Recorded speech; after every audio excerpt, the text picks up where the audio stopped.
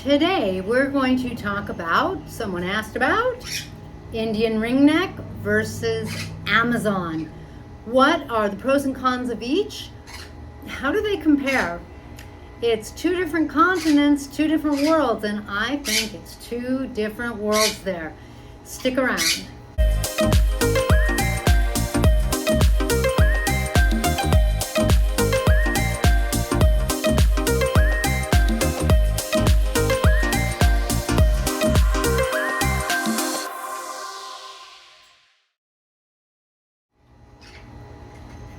Hi guys, I'm Kaylin, the author of the Parrot Bliss. Please be sure to get your copy on Amazon.com today. And soon, hopefully, you'll also have the ability to get my book on African greys and African capes. In today's video, we are talking about Indian ringnecks versus Amazons. If you're new to my channel, I have 22 species of parrots. And of course, I've had other species in the past, so I know a couple of things about parrots and their personalities. And hopefully how to take not just good care of them, but actually I'm exigent in really wanting to take phenomenal care of my parrots as very much best I can. So let's talk about these two very interesting species. If you're new to parrots, I'm not sure that these are the best species for you to start with. They're kind of crazy species. If you are not new to my channel, you have probably seen that I actually have 4 Amazons, and hopefully you've already set your preferences on YouTube so that YouTube lets you know when the next video is released, which generally often is the next day, just sort of depending. But you might also know that my Indian ringneck is a little difficult. Yes, difficult. Now, the truth is I have 2 Indian ringnecks, but I'm rehoming one right now because I want her to have a home that I think is going to be better suited for her. My second Indian ringneck, I got to keep this one company. Didn't work. This one started chasing Azure in her cage, which I did not like. Milo is, stay with me. Milo is a, I believe they call her a pallid color Indian ringneck. She's a female. Females are more difficult than males. Now, let's go through a couple things comparing the Indian ringneck and the Amazon. Noise level. The truth is, Indian ringnecks can be noisy. They can make a squawk that you won't love. But I'm going to say that compared to an Amazon, it's nothing. Amazon parrots can scream their heads off, and they can do it often, sometimes at the beginning and the end of the day, sometimes even more. It is one of the loudest parrot species. It's difficult to live with, and it's something to really be aware of, because that wasn't bad compared to an Amazon. That was the loud level of an Indian ringneck, nothing compared to the Amazon. The Amazon's much worse. So with both of these species, recognize you're getting some noise. Honestly, if you're new to parrots, I don't think I would start with either of these species. Now, I will say though that there are so many species of parrots, I often feel like there's like the right parrot species out there for everyone. And if you're really drawn to one of these species,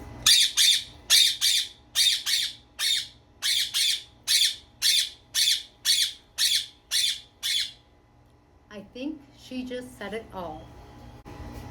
If you're really drawn to one of these species, I think you should like really enjoy them. Now I have Lorenza, my yellow-naped Amazon. Lorenza's exceptional because she's not really noisy. She talks. Indian ringnecks talk as well. However, they're both female. You saw my Milo, my Indian ringneck. She's female. The females, I think they can talk, but mine don't. With Amazons, the gender really doesn't seem to affect things. They just talk. Both of these species are interesting because they both really bond with one person. Amazons will be in flocks, Indian ringnecks will be in flocks, although with an Indian ringneck who is more independent, it's not as important. Amazons are more cuddly because Lorenza is bonded with me. Come here. Come here, let me show them. Come here, sweetie. Good girl. She's going to let me do things that you would never do with another bird. Especially an Amazon with a beak like that who could bite you and do some serious damage to your body, your face, anything else. However, Lorenza is very bonded to me. We think she's older. I adopted her as an adult. She chose me, and that puts our relationship in sort of an exceptional position in which she's very, very sweet with me. So again, these are species that'll make a strong bond with one person. And my Indian ringneck, she is nice to other people in my house, although she does prefer me. My Amazon is not. She's just not. And they are both birds, both species, are just not nice to other species as well. Not tolerant, but intolerant. All right. I mean, like, if another bird flies onto the kitchen counter, I have, an island, so Lorenza lives on the island kitchen counter, and she thinks that that is her territory. Another bird flies on, she sees fit to try to chase them off, even though she can't fly. Not nice. Just not nice. I do have to be really careful of what other birds my Indian ringneck and my Amazon are around. Are all my Amazons like that? No, but a little. So Amazons are not this species that's happy-go-lucky and friendly with other parrots, the way, for example, a golden conure is. Golden conures, I haven't met a species that my golden conure didn't like. My Amazons, forget it. I haven't met another species that this Amazon liked. So that's something to be careful of. Now, your Amazon can make friends with another species, and I certainly have had that, and I have that now. One of my Amazons is best friends with my golden conure. It's an amazing bond. But what you really want to be aware of is that if there are other people in your house, or if you have friends come over, your Amazon can't be out because your Amazon will likely attack them. Lorenza can't fly to attack people, but your Amazon might be able to. And basically, I've had people post to me on YouTube and say, you know what? I'm with you. I adore my Amazon. The bond is phenomenal. It's like a best friend in green feathers. But I can't have my Amazon around other people, so I just don't bring people to my house. I'm like, yeah, I get it. I totally get it. My bond with Lorenza is incredible. It's probably the strongest bond I have out of all of my parrots. I can't tell you. She's like my feathered soul sister kind of thing. And basically, I think people feel that way about their Amazons. Amazons make these incredible bonds. I haven't really heard of anyone say that of their Indian ringneck. I feel like it is strictly more of an Amazon thing. So real pros and cons. It's a real sharp double-edged sword, because your bond with your Amazon is going to be so strong and so incredible. You're not going to be able to have any other humans around. I mean, it's ridiculous. Or other parrots, because your Amazon might attack them. Maybe not, but you just have to be prepared for the worst case scenario. And I have heard of a lot of people saying that their Amazon isn't nice with other people. I heard one person told me, yeah, my dad has a Cuban Amazon. He can do anything to that bird, but no one else can come near the bird. And that's exactly really what it's like. So keep that in mind, because if you have other people that you want to have around, that may not be so good for you. And while I don't think it's as likely to be a problem with the Indian ringneck, it can be if you have other parrots. Now, I haven't really had a male Indian ringneck, at least not for, I haven't really had a pet male. And so I think that the males are almost like a different species. Female Indian ringnecks, unfortunately, can be difficult. Azure, our sweeter female Indian ringneck, she doesn't really cause problems and mess with other birds, but she doesn't really bond with people, and so she's going to go to a situation where hopefully she's going to be friends with a male Indian ringneck, and I think she will, because she's been kind of telling me that she's ready for a mate, that kind of thing. So I think she's going to be happy in that scenario, but not here, because I was hoping Azure would be male, and she's not. So that means she and Milo don't really click, and that's the end of that. So these are both species where you may not be able to have other birds, and that's something to keep in mind. Lifespan. The lifespan for these two birds is very, very different. One of the reasons is an Indian ringneck is going to live at the most around 40 years in captivity. Generally speaking, that's kind of like saying that a human is going to live at the most 100 years. And they can actually live to be more than 100 years. But Most humans don't live that long. I don't know on average how long humans live. What is it gonna be? I don't know, 60. I have no clue. But you know, in other words, there's a lot of humans that don't make it to 30. Like it happens, right? And there's a lot of humans that make it to 90. You know, it's all relative, and there's no, you know, clock where a parrot lives to this age and then they die. Like, but they'll live to this age for sure. It's not like that. It's just like humans. You just don't know.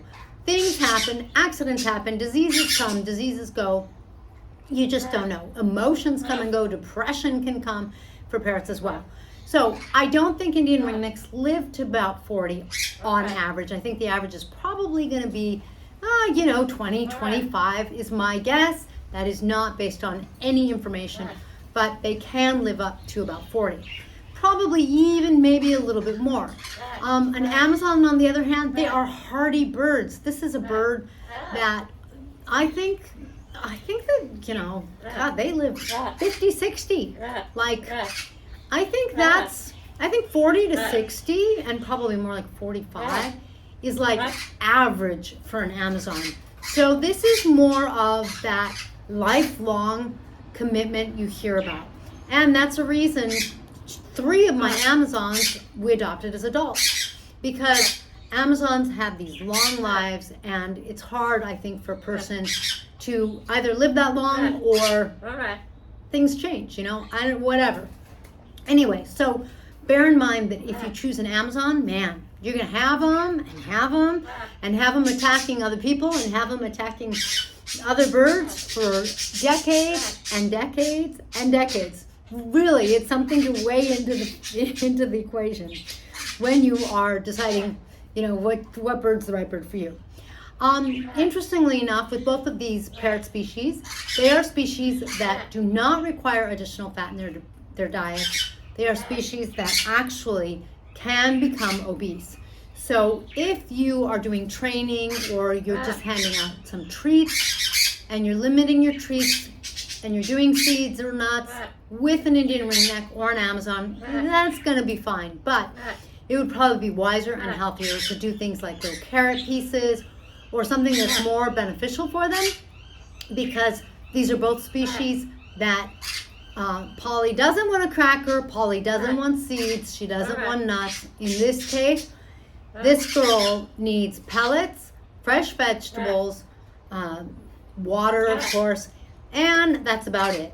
They can both have some millet. Millet, you know, nothing wrong with millet. It's not a staple. It's not their everyday diet. It's meant to be a special treat. But there's nothing wrong with it.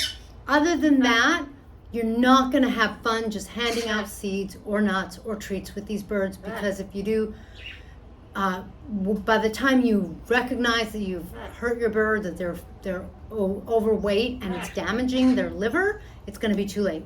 And that can often be the case, I know, especially with Amazons.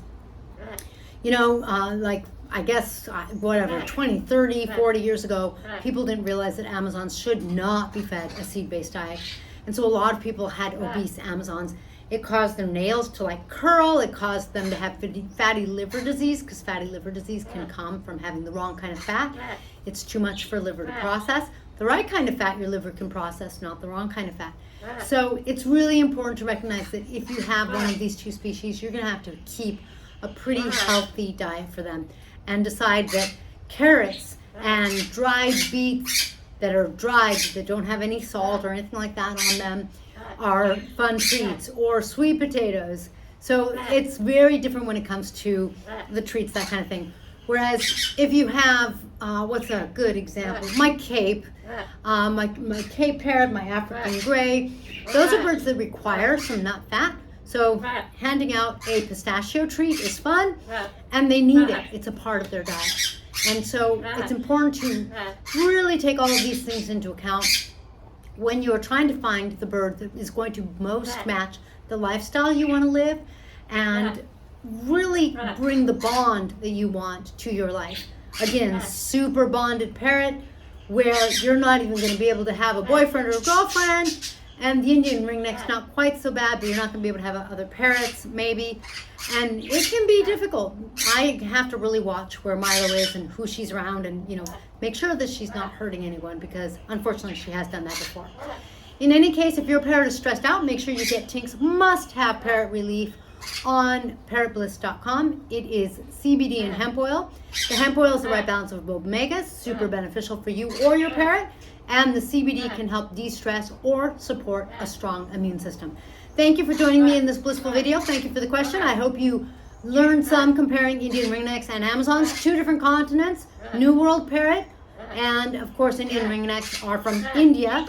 So I think they count as old world. So this is neotropical, very different in that sense, but similar diets when it comes to things like the pellets and the vegetables. Thanks for joining me, and I'll see you next time.